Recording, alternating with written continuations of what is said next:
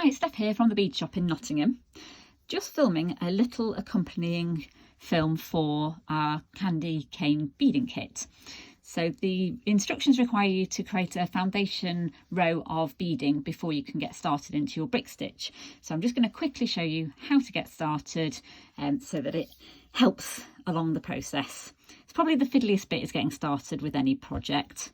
So the instructions require you to pick up 4 white seed beads to begin with, followed by 1 red seed bead. So you slide those along your beading, your thread, and you leave a tail of around about 20 centimetres at the end, which you'll use to fasten everything off later. So to form this first row, what you do is ignore that first red seed bead. We need to go through this second seed bead again, but in the direction towards the red one. So when you pull, go through that bead and then pull your thread through, what happens is the 2 beads sit next to each other in a straight sort of formation, so they're right next to one another there. Then to make the next bead join in this row, do the same again. So you're going to go through the next bead, also towards the direction of the red bead at the end. Pull that through, and you'll find they all start to line up in the opposite direction. So when the beading is flat, all the holes from these beads are facing upwards. So you go through the next one again. So again, towards the rest of the beads. Pull that thread up.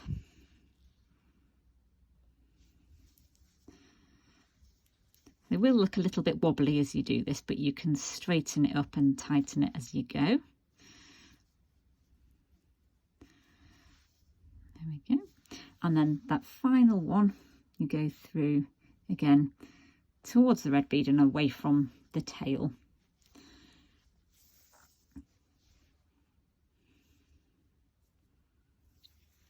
And here we have our row of beads forming. We now need to join our little row of beads into a circle. So in order to do that, we're going to take the thread that's coming out the top of that white bead and go down the red bead. This is going to join the first and last bead together. So down that red bead.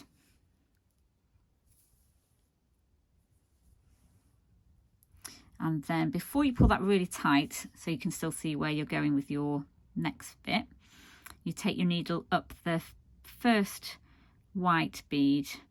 So you're essentially forming a big circle with the thread.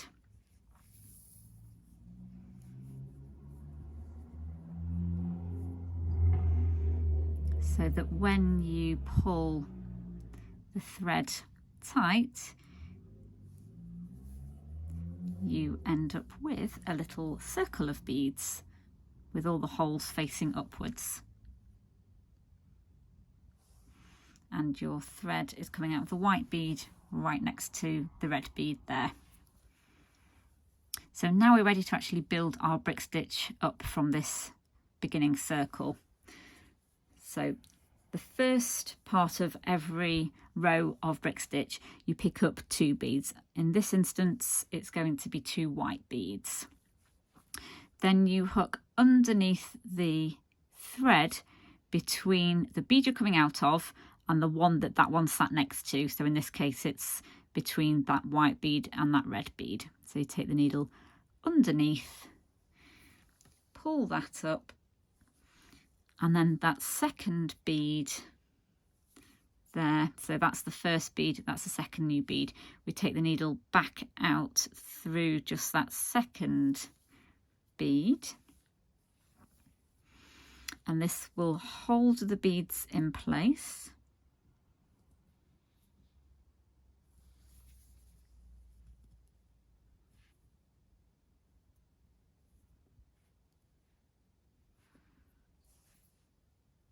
So that's the first one and that's the second one.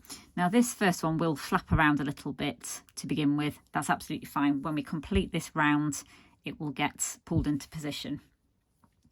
And now the next bead we're going to add is the red bead, because we're going to be forming a diagonal stripe all the way around our tube of brick stitch to create the stripe on the candy cane. So the next bead is a red one, and now because we're building up just the rest of the row, it's a single bead at a time, but it's the same principle. So we're going to go under the thread between the bead here and the next bead.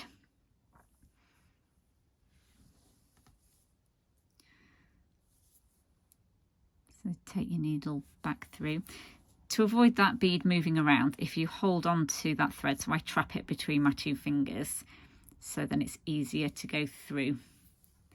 And then you pull that up, and the thread remains anchored underneath this thread here, so that when you pull your thread tight, the bead sits in position next to the previous bead.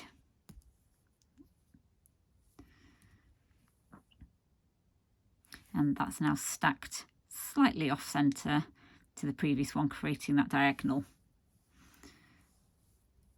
So now we add the next white bead. So that goes under the thread again.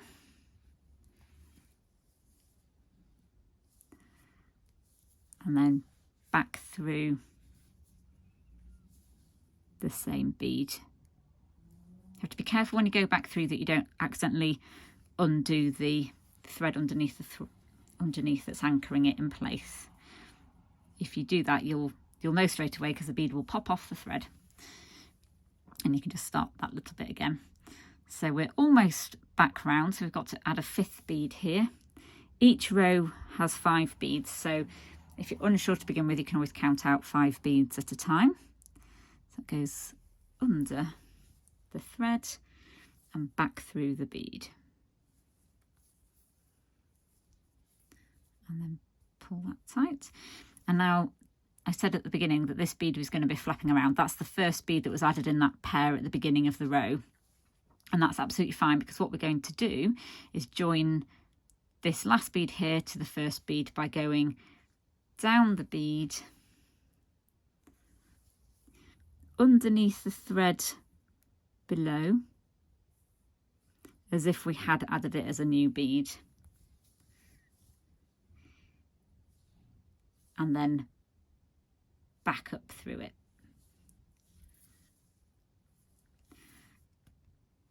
And that is the second row complete.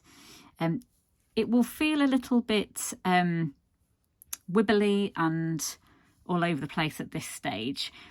That is because there's not a lot to hold on to, and the more you do, the easier it gets. A, because you're getting used to the pattern, and it'll give you more to get hold of, and you're just getting into the swing of things. So we can now add an additional row. So at the beginning of every row, you're always picking up 2 beads to start with. So then you're going under the thread next to the bead you're coming out of, the thread there, and the next bead from the previous row.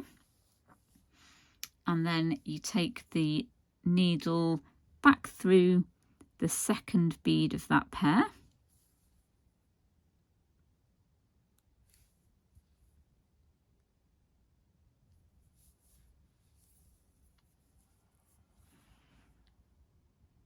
and that, they pull into place. And now we need to keep an eye on the red stripe. We're not quite there yet. It will always be slightly offset, overlapping the previous one. So we need one more white before adding a red. And it's always 1 bead at a time after you've added that initial pair.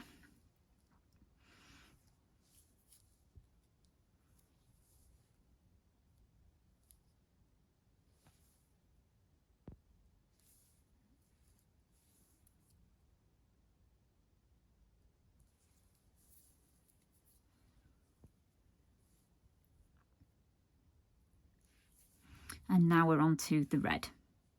So it's just one single red bead underneath the thread there,